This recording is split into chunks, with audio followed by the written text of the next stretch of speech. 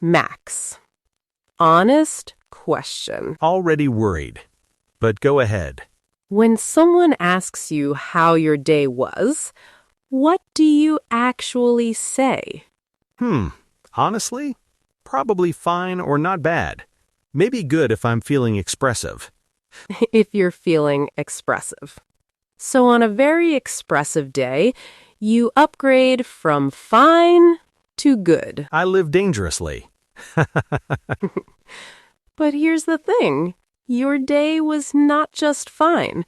Your day had a moment when something annoyed you, a moment when something made you laugh, a moment when you felt tired, a moment when something small and unexpected was actually quite nice. That is all true. My day was full of things. I just didn't know how to put them into words quickly. And that is exactly what we are doing today. Because fine is not a conversation. Fine is a door closing. And today, we are going to open that door wide. Welcome to Real Life English, the podcast. I'm Max. And I'm Emma. And today's episode is talking about daily life in English. B2 level. So this one is a little richer than usual. The vocabulary, the expressions, the sentence structures, all pitched a little higher. B2 means upper intermediate. Upper intermediate means you already have a solid base in English, and you are ready to make it sound more natural, more layered, more like you. And if you feel like B2 is a stretch for you right now, stay with us anyway. You will still understand most of it, and you will learn a lot just by listening. Today, you are getting 3 things. First, a real walk through a full day, morning to evening, with rich natural English at every step. Second, B2 level expressions and phrasal verbs you can actually use tomorrow. And third, a simple framework to describe your own day in interesting, natural English. Subscribe if you are new. We are here every single week. And your comment homework, tell us about your day. Not just fine. 2 or 3 real sentences. What was the best moment? What was the hardest? Write it in English below. We read every single comment. Okay, let's start at the very beginning. Max, be honest. How does your day actually start? Not the version you tell people, the real version. Oh, the real version. Okay, the real version is, my alarm goes off and I have a full internal argument with myself. An internal argument. Already, I relate. One part of me says, get up, you have things to do, be a responsible adult. And the other part says, but what if you just didn't? The what if you just didn't part is very powerful in the morning. Dangerously powerful. And on most days I hit snooze. Hit snooze means press the button to delay your alarm by a few minutes. To steal a little more time in bed, I hit snooze exactly once. I have a rule.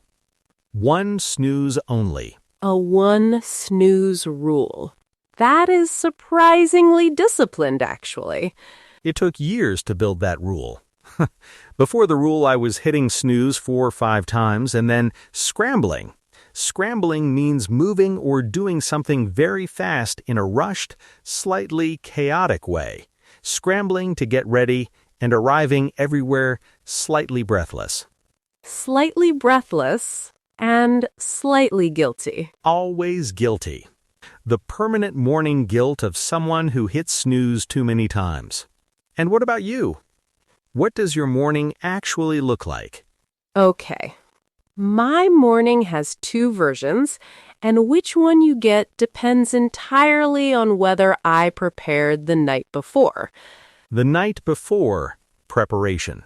The secret weapon. When I prepare, when I have laid out my clothes, packed my bag, planned what I am eating, my morning is calm. Almost enjoyable. I move through it like a person who has their life together. The having your life together feeling is so rare and so precious. So rare. And when I have not prepared, which is more often than I would like to admit, my morning is frantic. Frantic means in a state of great hurry and anxiety, rushing around, trying to do too many things at once. The where are my keys? Why is nothing where I left it? I cannot find a matching pair of socks morning. That is my morning described with painful accuracy. And the worst part of a frantic morning is that it sets a tone for the whole day. You arrive wherever you are going already slightly frayed. Frayed means worn down at the edges, a little stressed and ragged, like a piece of fabric that has been pulled too hard. Already frayed before the day has even properly started. And then something small goes wrong at work, and instead of handling it calmly, you overreact because you were already carrying the frantic morning energy with you. So the morning sets the emotional weather for everything that comes after. It really does. And I think a lot of people listening right now are nodding because we have all had that day where everything felt slightly wrong and traced it back. Traced it back means followed something backward to find its original cause. Traced it back to a bad morning. So what is the one thing that makes the biggest difference to your morning? For me, genuinely, it is not going straight to my phone. If I pick up my phone within the first 5 minutes of waking up, my morning is already different. Already louder inside my head. Because you have immediately let the whole world in. Before you have even had a moment to just be yourself. Before you know how you feel, what you think, what kind of day you want to have, the world is already in there telling you things. Demanding things. And you carry that groundedness into the rest of the day. Always demanding. And on the mornings when I resist, when I make my coffee and just sit with it for 10 minutes without the phone, those mornings have a different quality, a groundedness. Groundedness means a feeling of being stable, calm, connected to yourself, not easily pulled around by external things. And you carry that groundedness into the rest of the day. Like armor. Very quiet, invisible armor. I love that. Okay, from the morning, let's move to the commute. Because I think the commute is one of the most underrated parts of the day. Underrated how? Because most people treat it as dead time. Time between real things. Time to just get through. And it can be so much more than that. My commute is about 30 minutes on public transport, and for a long time I used it very badly. Badly? How? I would scroll. Mindlessly. Mindlessly means without thought or awareness, doing something automatically with no real purpose or attention. The default mode. Completely default. Open the phone, start scrolling, arrive at work, and realize I had consumed probably 40 things and remembered none of them, and felt vaguely worse than before I started. Vaguely worse. That is the perfect description of mindless scrolling. You can't even point to why you feel worse. You just do. And then one day I decided to use my commute differently. I put on an English podcast. Yes, exactly like this one. Very good choice, by the way. Excellent choice. And I just listened.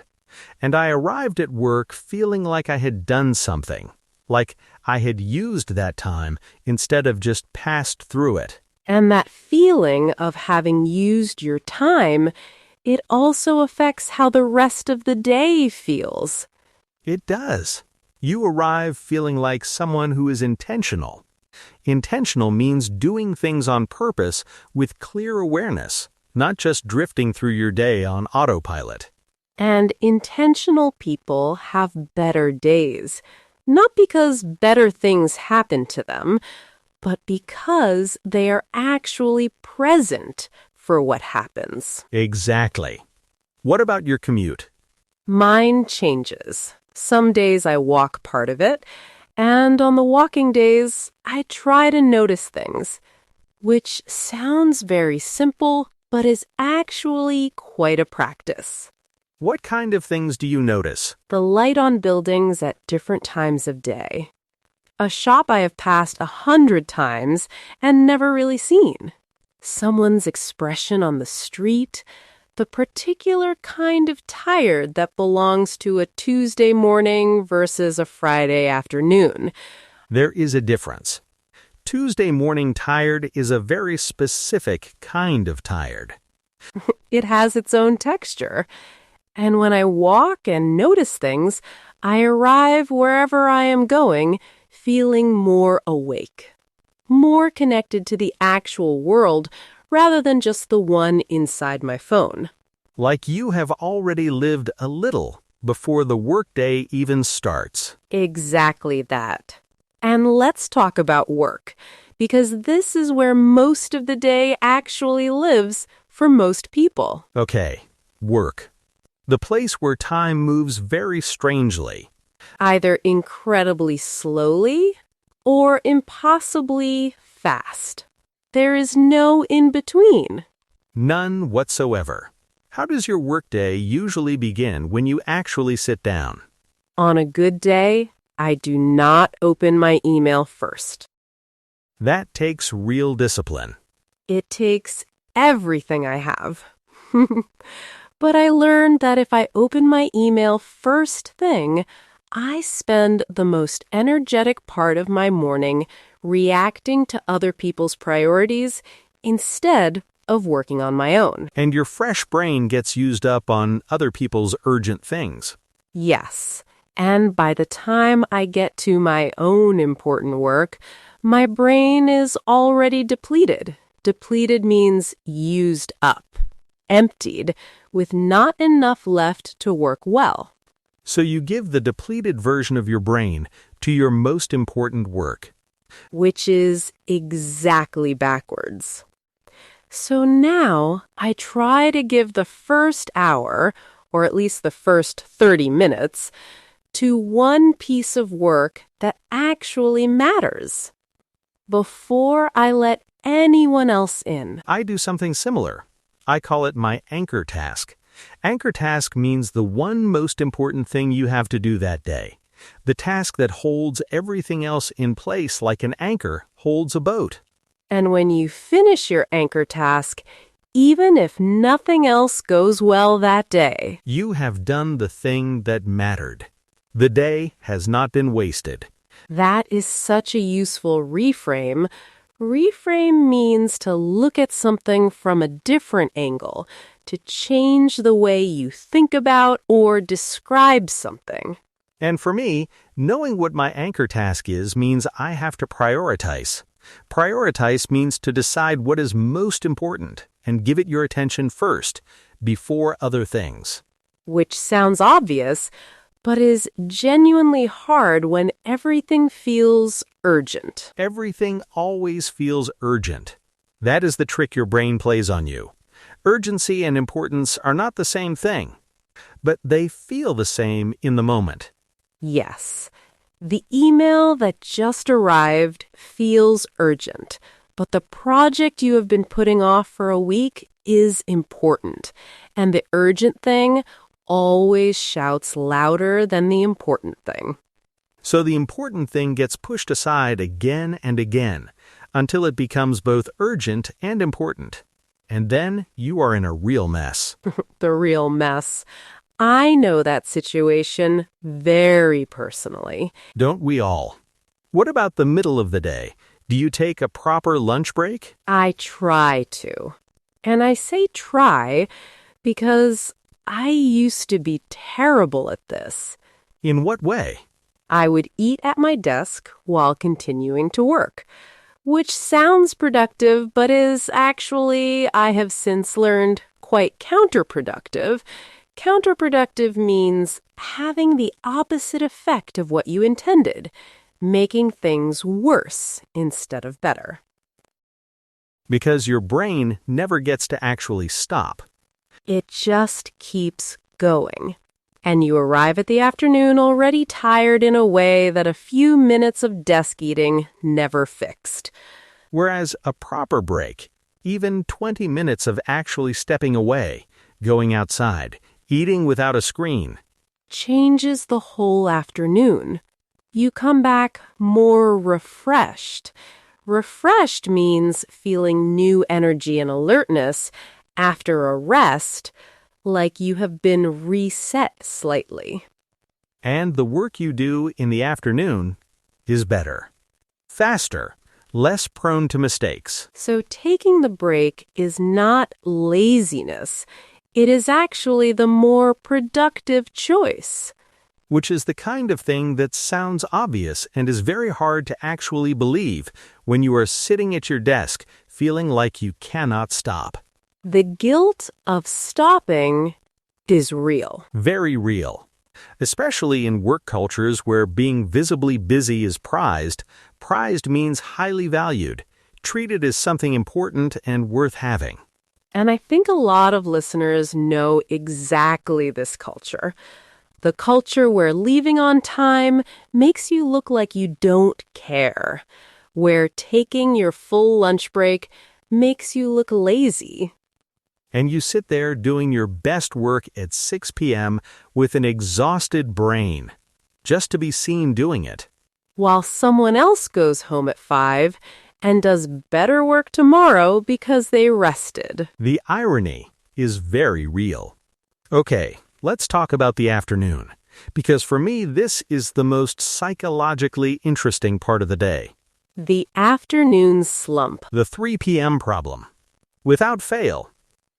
Every day, like clockwork. Around 2:30 or 3 p.m., my brain sends me a message. The message says, "We are done for today. We would like to go home now." And you still have 2 or 3 hours of work left. 2 or 3 hours that suddenly feel like an enormous mountain. How do you handle it? A few things. First, I accept it. I don't fight it or shout at myself internally. I just acknowledge, there it is, the afternoon thing. Hello. Greeting your afternoon slump like an old acquaintance. An annoying but familiar acquaintance. And then I do something physical. Stand up, walk to get water, stretch for 60 seconds. Something to tell my body, we are still here. We are still in this. And the physical movement actually changes your brain chemistry. Brain chemistry means the mix of chemicals in your brain that affect your mood, energy, and thinking. Even just standing up and walking to another room and back. The brain notices movement and responds. And then I switch tasks. If I was doing something that required deep concentration, I move to something lighter, easier, less demanding. Work with your brain's natural rhythm instead of fighting against it. Your brain has a rhythm. And when you fight the rhythm, you waste energy and produce worse work. When you work with it, you get more done and feel less destroyed at the end of the day. That feels like genuinely useful life advice, not just work advice. Most things about daily life are genuinely useful life advice if you look at them closely enough. Okay, let's talk about something I find really interesting. The transition. Transition means the process of moving from one state or situation to another. The transition between work and home. Oh, this is something I have thought about a lot, actually. Because for a lot of people, especially people who work from home, there is no physical transition. You close the laptop and you are already home. Nothing changes except the screen goes dark. And your brain does not know work is over. Exactly. Because you are still in the same chair, in the same room, surrounded by the same things. The context has not changed. And context is very powerful for the brain. The brain uses environmental cues. Environmental cues means signals from the physical space around you that tell your brain what mode to be in, to know what to do and how to feel. So an office building is a cue for work mode. A sofa is a cue for rest mode. But when work happens on the sofa or at a desk in your bedroom, those cues get confused. And you end up neither properly working nor properly resting. A kind of limbo. Limbo means an uncertain state between two conditions, not fully one thing or the other. The work-rest limbo, where you feel guilty when you rest because you should be working and you can't concentrate when you work because you are too tired. That is an exhausting place to live. Very exhausting. And I solved this, partially at least, by creating a small end-of-day ritual. Ritual means a set of actions done in the same order every time that signals to your brain a transition is happening. What does your ritual look like? It is very small. I close my laptop. I make a cup of tea, not coffee, tea specifically, because my brain has learned that tea means the day is ending. I sit somewhere different from where I worked, and I do nothing for 5 minutes. Just nothing. Nothing. No phone, no podcast, no task. Just the tea and 5 minutes of existing without agenda. Agenda here means a list of things to do or achieve. A purpose beyond simply being present. And your brain starts to learn when the tea appears and you sit here, work is over.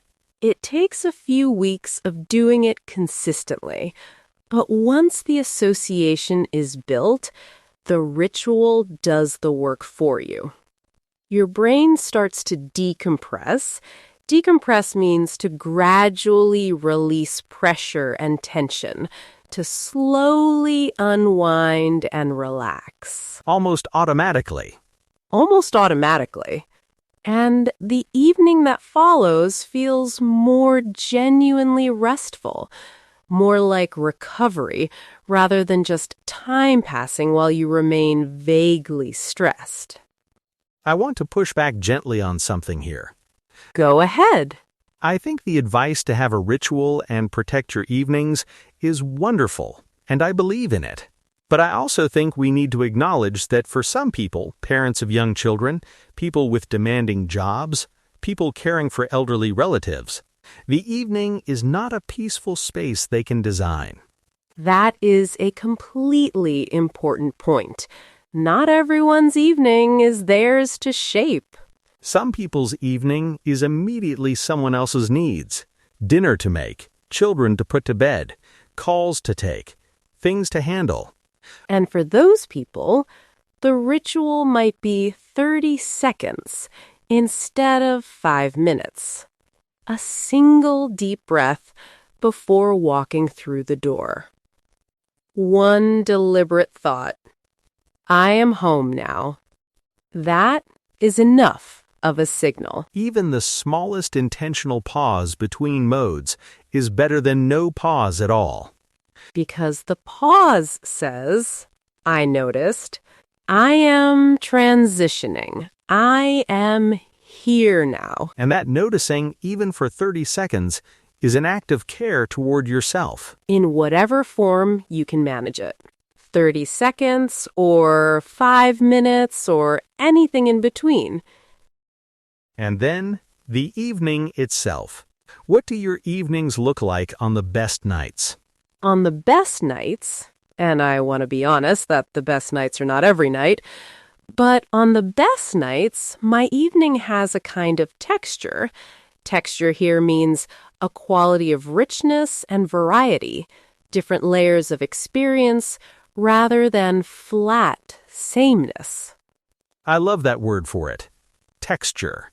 Some evenings are completely flat. You sit, you scroll, you watch something you barely register, you go to bed having not really been present for any of it. The evening that just passed through you. Yes, and then the evenings with texture, cooking something properly and noticing the smell and the process, reading something that genuinely interests you. A real conversation with someone, not a check-in, not an exchange of information, a real actual conversation where both people are fully present. Those evenings feel completely different the next morning.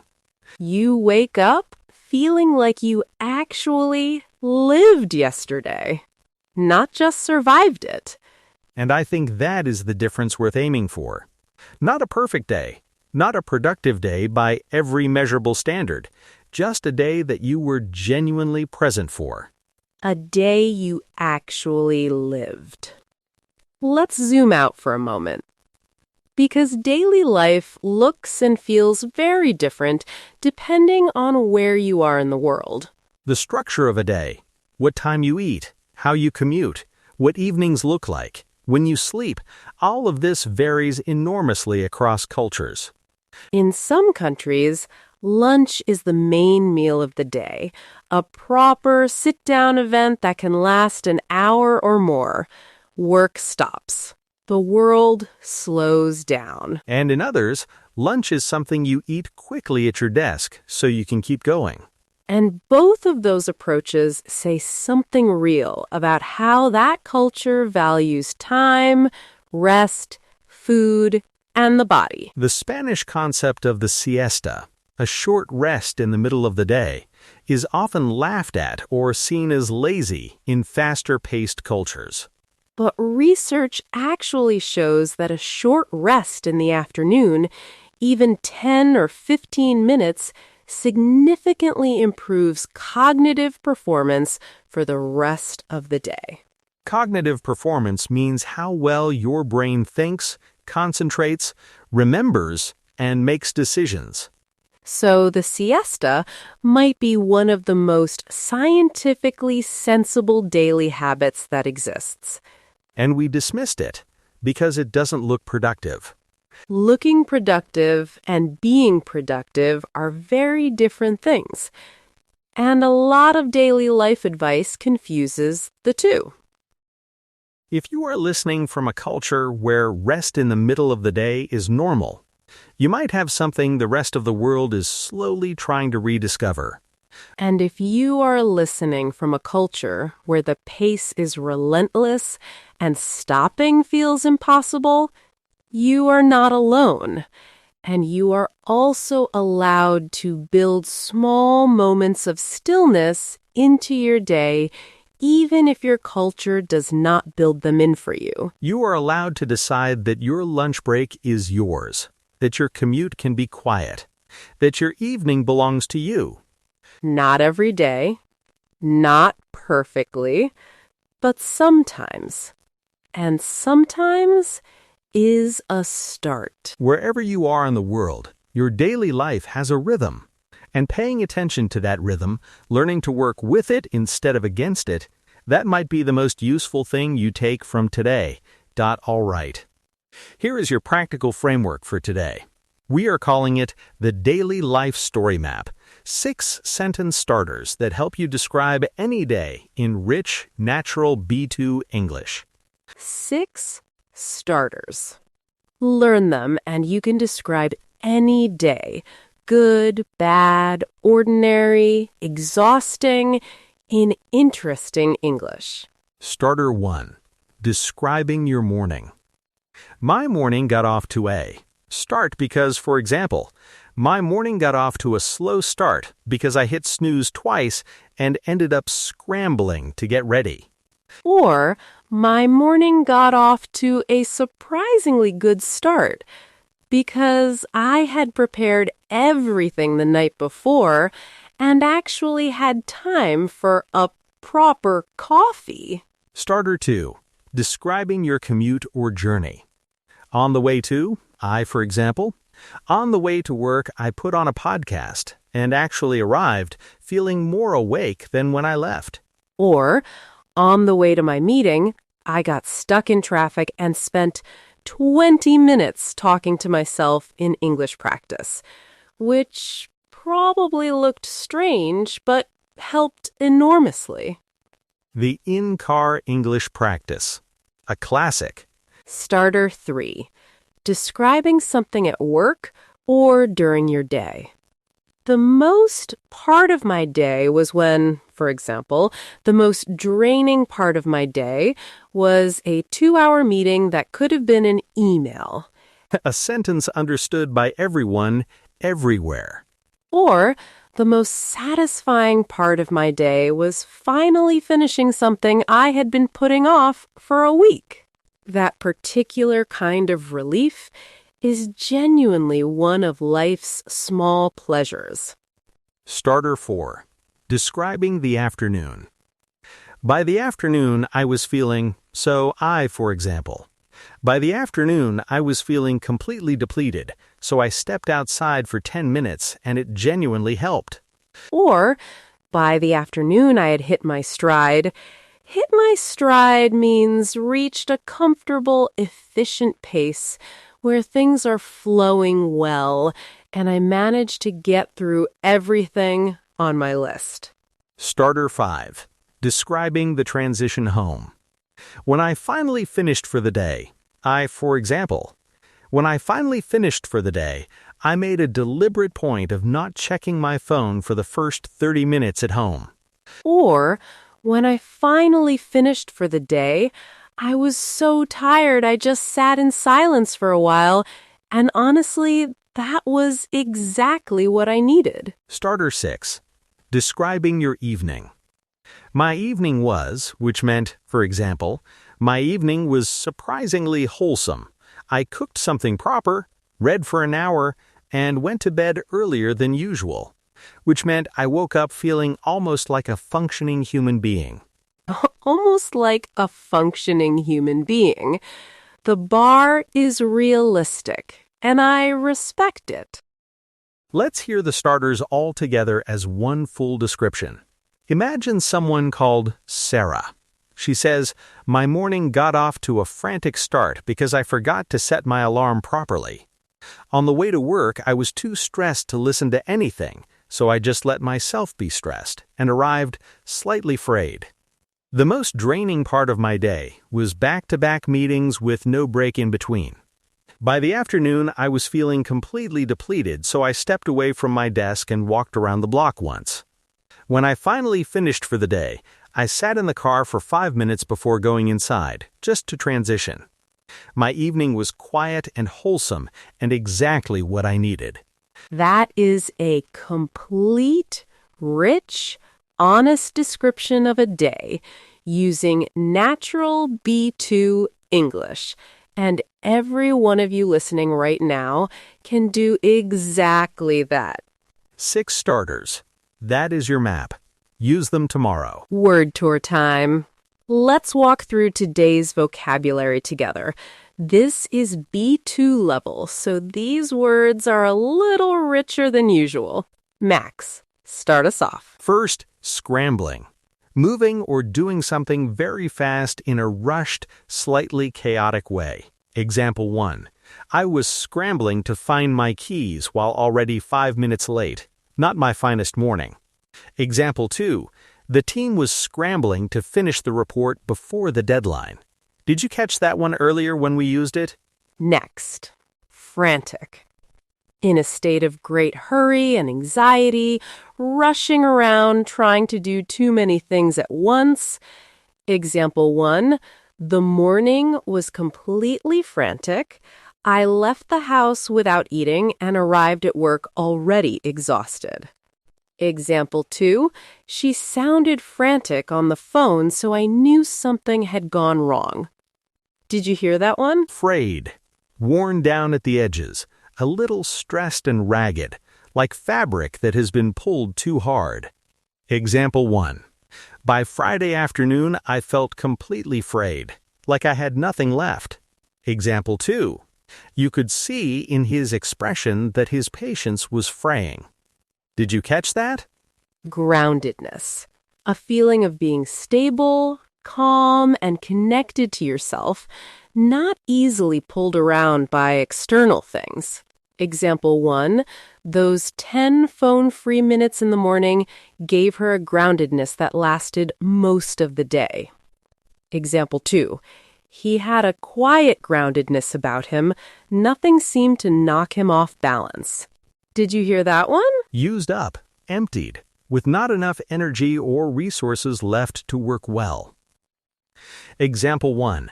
By 3 p.m., I felt completely depleted and couldn't write another coherent sentence. Example 2. She was emotionally depleted after a week of difficult conversations at work. Did you catch that? To look at something from a different angle, to change the way you think about or describe it. Example 1. Instead of seeing the delay as wasted time, she reframed it as unexpected reading time. Example 2. Reframing failure as learning is one of the most useful mental habits you can develop. Did you hear that one?